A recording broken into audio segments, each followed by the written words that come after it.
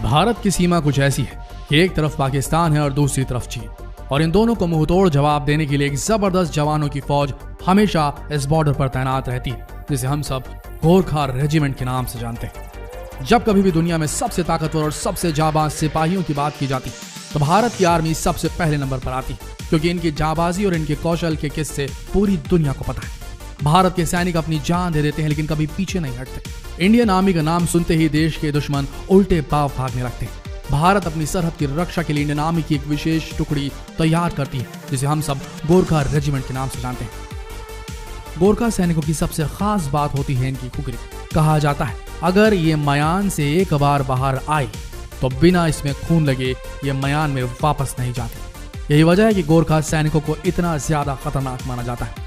कई बार ऐसा होता है कि जब इनकी खुखरी मयान से निकल जाती है लेकिन उसमें दुश्मन का खून नहीं लगता, तब इन्हें अपना ही खून लगाकर उस खुखरी को वापस मयान में डालना पड़ता है। इस रेजिमेंट की सबसे बड़ी खासियत यह है कि इन्हें दुनिया का सबसे खतरनाक और सबसे ताकतवर सैनिक माना जाता है।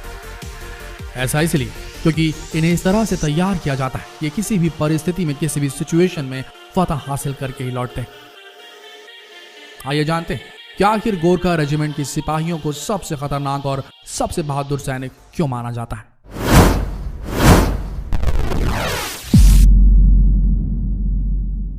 हिमालय की गोद में बसे भारत के गांव का नाम है जिसे गोरखा कहा जाता है, और गोरखाली यानी कि गोरखा यहीं के मूल निवासी।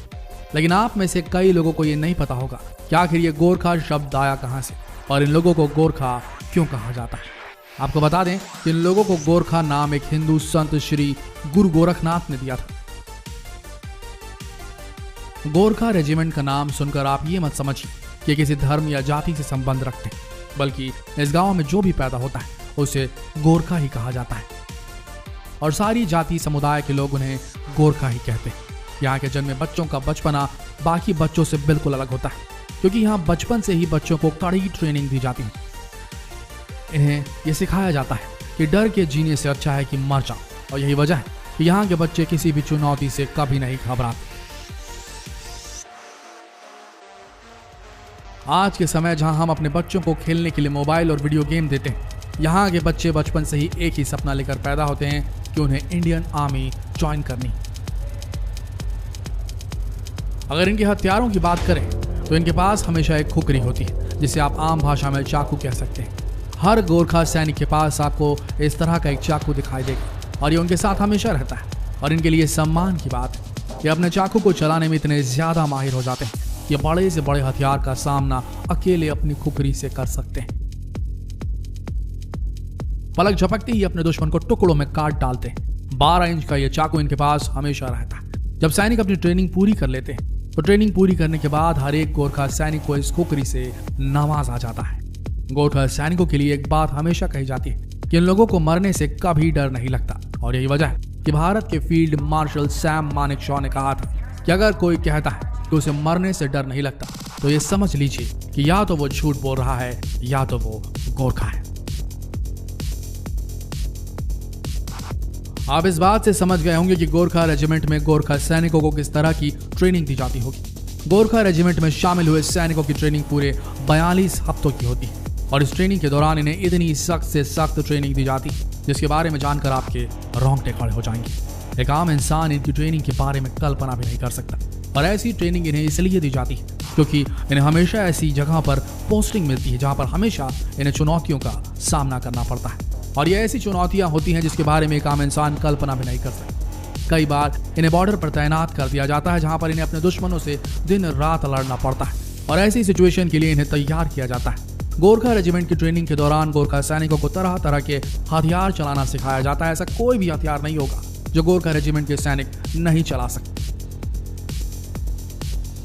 दुनिया भर के हथियार चलाने में इतने ज्यादा माहिर हो जाते हैं कि वक्त पड़ने पर ये किसी भी हथियार को बखूबी ऑपरेट कर सकते हैं। गोरखा रेजिमेंट के सैनिकों को बहुत ही ज्यादा बलशाली और निडर माना जाता है। इसी के साथ साथ आपको बता दें कि अपने रीति रिवाजों को बहुत ज्यादा मानते हैं। आपने देखा ही होगा कि प्राचीन काल में जब कभी युद्ध हुआ करता था तो उसके पहले देवी देवताओं को बलि चढ़ाई जाती थी, और अक्सर ये बलि किसी भैंस की होती थी। ठीक इसी तरह आज भी ये परंपरा गोरखा में देखी जाती है। दशहरे के दिन परिवार के सबसे कम उम्र के सदस्य को इसमें शामिल किया जाता है और अपनी खुखरी से एक ही बार में भैंस की गर्दन को धड़ से अलग कर देते हैं। और आपको बता दें कि इनकी ये परंपरा सालों से चली आ रही है।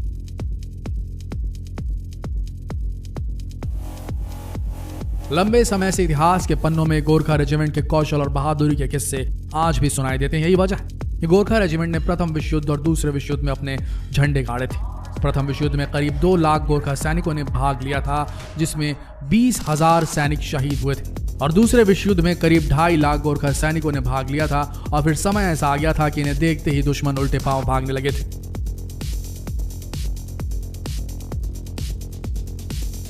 क्योंकि इनकी हमेशा से यही बात रही है कि ये कभी पीछे नहीं हटते, चाहे इनकी जान भी चली जाए। और यही वजह है कि या तो ये अपने दुश्मन को मारते हैं या खुद मर जाते हैं। विश्व युद्ध के दौरान गोरखा सैनिकों के कौशल और बहादुरी के किस्से आज भी लोगों की जुबान पर है। गोरखा सैनिकों को इंडियन आर्मी का सबसे अमूल्य अंग माना जाता है। देखा जाए तो हमारे भारत के सैनिक कभी भी किसी से कम नहीं, ये हमेशा अपने देश को बचाने के लिए तैयार रहते हैं। और गोरखा सैनिक उनमें से एक है जिन्हें भारत का सबसे ताकतवर और सबसे बहादुर रेजिमेंट माना जाता है। इंडियन आर्मी में हर साल 1200 से 1300 गोरखा सैनिकों की भर्ती की जाती है और आज के वक्त इंडियन आर्मी में करीब 40,000 गोरखा सैनिक तैनात हैं। भारतीय सैनिकों की बात की जाए तो इनका इतिहास काफी पुराना है। जब कभी भी देश के दुश्मनों को धूल चटाने की बात होती तो उसमें भारतीय सेना की अहम भूमिका रही और इस अहम भूमिका को गोरखा सैनिकों ने बढ़ चढ़ कर निभाया है। गोरखा सैनिकों को अपने निडर, अपने कौशल और अपनी बहादुरी के लिए हमेशा से जाना जाता है और यही वजह है कि जब कभी भी युद्ध होता है तो गोरखा सैनिक इसमें बढ़ चढ़ कर भाग लेते हैं और दुश्मनों की बैंड बजा देते हैं। पाकिस्तान के खिलाफ 1965 और 1971 की जंग हुई थी, तब गोरखा रेजिमेंट ने पाकिस्तान सैनिकों की बैंड बजा डाली थी। इतना ही नहीं, इस रेजिमेंट को परमवीर चक्र और महावीर चक्र जैसे शौर्य सम्मान लगातार मिलते ही रहते हैं। नवाजा भी जा चुका है इन्हें कई बार। कहा जाता है कि गोरखा जब जंगल वॉर के लिए जाते हैं तो कुछ नहीं छोड़ते। ये चाहें तो कुत्तों को भी खा जाते हैं, ये चाहें तो सांपों को, जिंदा सांपों को, जहरीले सांपों को भी काट कर उन्हें जिंदा चबा जाते हैं। इन सारी बातों से आप समझ ही गए होंगे कि गोरखा रेजिमेंट को इतना खतरनाक और इतना निडर क्यों माना जाता है।